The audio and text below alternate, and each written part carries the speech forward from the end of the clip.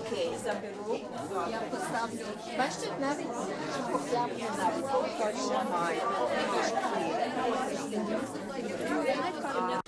I'm going to be speaking primarily about the work in the eastern coast of the United States.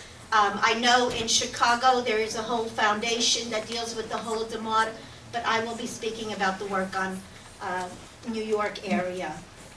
So I first became involved in Holodomor. It started in 1986 when a curriculum was put out by the New York State Education Department, and it was the third series of human rights series. You can see the curriculum there, put out by New York State Education Department and written by Walter Litinsky.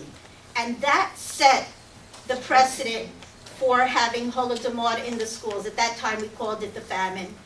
And it's listed under core curriculum, forced famine in Ukraine. It's part of the social studies curriculum.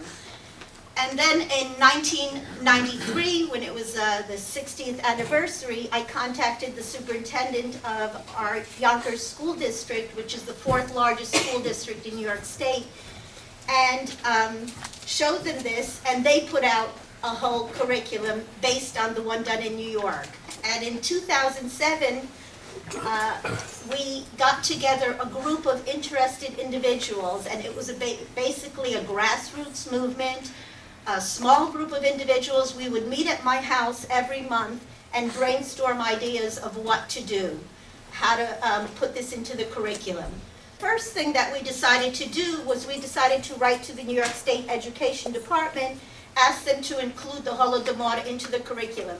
And this is the letter they sent back. I apologize that the print is small, I just cropped it. But basically, it says that there is a law on the books that mandates the teaching of human rights violation, and in particular, slavery, Holocaust, and mass starvation in Ireland. So we said, okay, all we have to do is amend this law. And we went to our local legislatures, and they decided to sponsor a bill, we can go to the next slide, that would mandate the study of the Holodomor. We spent a lot of time writing letters, contacting, phone calls, faxes, and all of that. And then we went to meet with the Education Department chair in the Senate. And basically, we provided her with petitions and a whole lot of material on the Holodomor. We provided her with the information from New York State. And she said, well, we don't mandate curriculum. And we said, hey, there's a precedent. You've mandated curriculum in the past. But she blocked us, and that was the end of that. She basically would not let this bill go any further. So then we decided to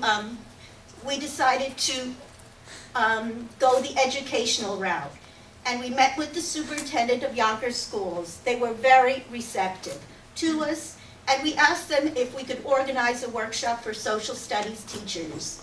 And we did that. That was when I first, I've never met Valentina before this, but I met her through emails and phone calls. And she was gracious enough to send me the material that you had developed here in Canada. And that was a jump start for us to do a workshop there. So we appreciated that very much. And also I read an article in the Weekly about Dr. Ruth Griffith, who is the daughter of Holodomor survivors. And she teaches a Holodomor course in Keene University, New Jersey. So I contacted her, and she agreed to present at a workshop for us. We had about 45 social studies teachers. It was an excellent turnout, very good feedback, and so that was the workshop that we presented in 2009. In New York State, every student who takes, in the 10th grade, who takes global history is required to take the Global History Regents exam. So we looked at the 2008 Regents exam, and there was a question depicting genocides. And it covered all these different genocides, but left out Holodomor. So we wrote to the Office of Curriculum and Instructional Support, asking them why the Holodomor was not included and to please include it in further global Regents exams. So I am happy to, we can go on to the next one. This is 2011. We were thrilled when we saw this. Our students came to us saying, hey, I wrote about the Holodomor on the Regents. So we finally got something there. This was one question. I didn't put everything in here, but this is just one, and then there's another one also. This is from one of your professors in Canada, in Manitoba. I don't know if you recognize Dr. Ola Gedus. So a question also about the Holodomor on the global history regions. That was pretty big progress for us. I believe that we need to look to other areas also. And there's almost every university or college has a Holocaust and Genocide Resource Center. So this particular Manhattan College was having a lecture by Samantha Power, who is a renowned authority on genocides. So I said, well, let me go to this lecture and see what it's all about. And sure enough, she talked about all the different genocides, but omitted the Ukrainian genocide. So there were about, I would say, a whole auditorium, maybe 200 people. So the question and answer period, of course, I stood up and said, where was the Ukrainian genocide? It was one of the largest, and I talked about the whole thing. So then we wrote to the director of the Holocaust department saying the information was interesting, but I was quite disturbed and baffled that Dr. Power touched upon the genocide in Armenia, Holocaust, Cambodia, Rwanda, but totally omitted one of the greatest genocides of the 20th century. And we asked that Manhattan College provide a valuable service by raising awareness about these acts of inhumanity, and that they include the study of the Holodomor. And we offered to provide them with resources. We offered to do a workshop and a conference from them. And you know what he said to me? Maybe in a few years. And I said, in a few years, we will not have survivors. This happened a full decade before the Holocaust. So now there's a new director that I'm working with and hoping to get it in one of their presentations. So then I became aware, while I was researching genocides, I became aware of Facing History in Ourselves, which I'm sure many of you have heard about. And I wrote to them, asking them that they include the Holodomor in their resources. And I did not hear from them. I did not hear back from them. But I did receive a letter from someone called Robert DeLosa, who's in the Social Studies Department in Massachusetts. And this was in 2008. And he said, he read about my work in the Weekly. So this is what he wrote. I think Facing History in Ourselves organization curriculum would give you the widest entry into genocide studies, since it is a primary resource for teaching about genocides across the country. So we cannot give up. We need to keep pursuing this, because really this is what this is such a wide avenue that teachers have access to. And so we need to keep pursuing Facing History in Ourselves, and maybe we can discuss how to go about it. Because I called him last week, and I told him that we've tried, and they haven't responded to us. And he said, oh, I know somebody in Facing History Ourselves, send me your materials and things. So maybe we can follow up on that. I don't know if you've noticed, but a lot of times the Holocaust is connected to genocide are connected to other various other various tragedies that happened in the world. And so I said, okay, the best way is to infiltrate Facing History. So I got myself on their email list. I tried to sign up for a workshop, but so far I haven't been successful, but we'll do someday. So they sent me this email about the Boston bombings and how it's affected everybody. So I said, yes, this is a perfect connection for the Holodomor. I said, yes, we sympathize with the people in Boston, but we'd like to call your attention to another tragedy that occurred 80 years ago and has been largely forgotten. And then we've contacted Facing History, but it was not included. So we said we are ready, and this is what she said. She said in her letter, "We enrich and support each other through sharing our collective experiences." And that is so true. That is why we need to work with other groups. So hopefully we will be successful in the future in getting our curriculum on there. I'm a teacher in the New York City school system, and I know so many social studies teachers who say, "I have a master's in social studies and I've never heard about this."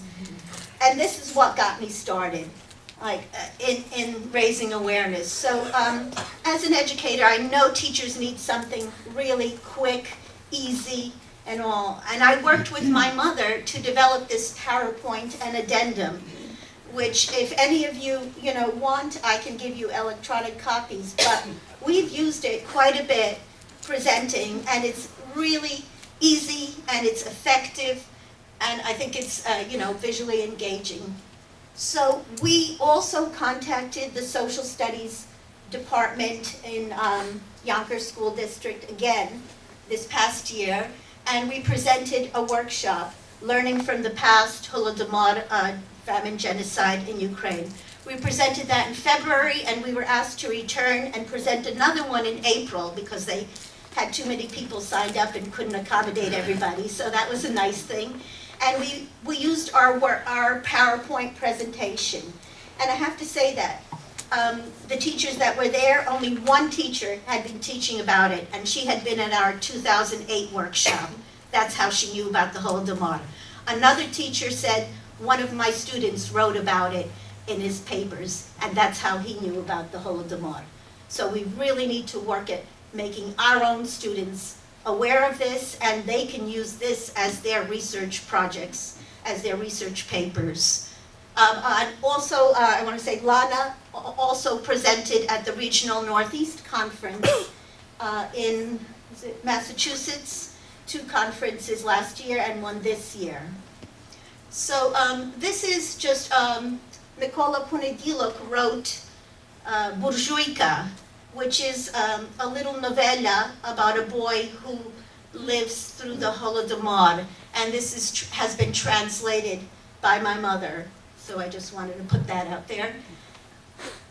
This past summer, I was fortunate enough to meet Lana and Lida from Connecticut, 2 wonderful people, and we met in New York City. We kind of organized a meeting. We had a few people from Boston come, Connecticut, 1 from New Jersey, and we talked about what our mission would be, what our vision would be, our goals, and we decided to try to organize a Holodomor student competition for our young people. First, I presented at the Czytelska Konferencja, the Teachers College, for the Ukrainian schools, 2 teachers to get them to have their students participate in this. And we also opened it up to American schools.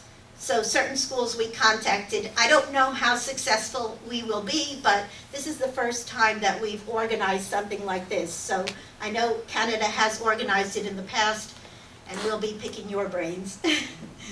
Ideas for next steps. We need to reach out to other ethnic groups. We can't be isolated. We get much more publicity if we involve the Armenians or whoever. Connect Holodomor to other human rights abuses. This is very important. Use existing websites and databases on genocides. When I Google teaching about genocides, I get basically nothing about the Holodomor. So this is critical because this is what teachers do. That's where they look for information. We need to get ourselves into existing websites. We need a team of historians that we can call upon to review and assist with resources, contact Holocaust genocide centers. The article that I wrote to the Ukrainian Weekly about our workshop, I got so many emails from people in all different parts of the country, and this is what helps us to network. I even got an email from Düsseldorf. So, people who are interested in working on this. Facebook we need, okay, and create a network of people interested in sharing information about the Holodomor throughout the world, which is a perfect, that, you know, this is what you're doing right now. So thank you so much. I think my time is up. Thank you.